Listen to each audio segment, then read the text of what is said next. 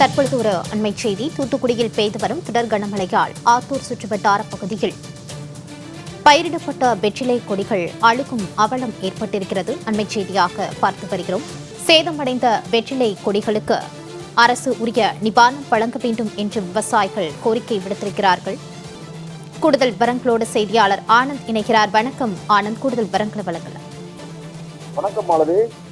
தமிழகத்தில் வடகிழக்கு பருவமழை தீவிரமடைந்துள்ள நிலையில் கடந்த 3 நாட்களாக தென் மாவட்டங்களில் அதிகப்படியாக தொடர் கனமழை கொட்டி தீர்த்தது. இதனால் தாமிரபரணி ஆற்றில் வெள்ளம் ஏற்பட்டுள்ளது. இந்த நிலையில் தூத்துக்குடி மாவட்டம் தாமிரபரணி ஆற்றங்கரை அருகில் அமைந்துள்ள ஆத்தூர் மற்றும் அதன் சுற்றுவட்டார பகுதிகளில் பிரதான விவசாயமாக செயல்பட்டு வரும் வெற்றிலை கொடிக்கால் முழுவதும் தண்ணீரில் சூழ்ந்து அழுகும் நிலை ஏற்பட்டுள்ளது. ஆத்தூர் பகுதிகளில் பயிரிடப்படும் வெற்றிலைக்கு அரசு புவிசார் குறியீடு வழங்கியுள்ளது.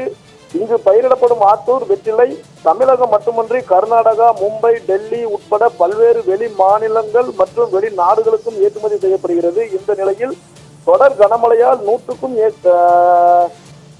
ஏக்கருக்கும் மேல் பயிரிடப்பட்டிருந்த வெற்றிலை கொடிக்கால் முழுவதுமாக தண்ணீர் சூழ்ந்து அழுகும் நிலை தற்போது ஏற்பட்டுள்ளது.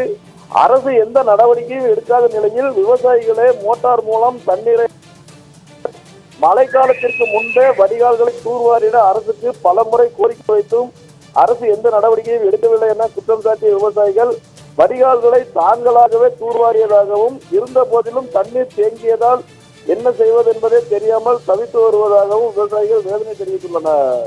மாலதி, ஆனந்த், கூடுதல் விவரங்களுக்கு நன்றி.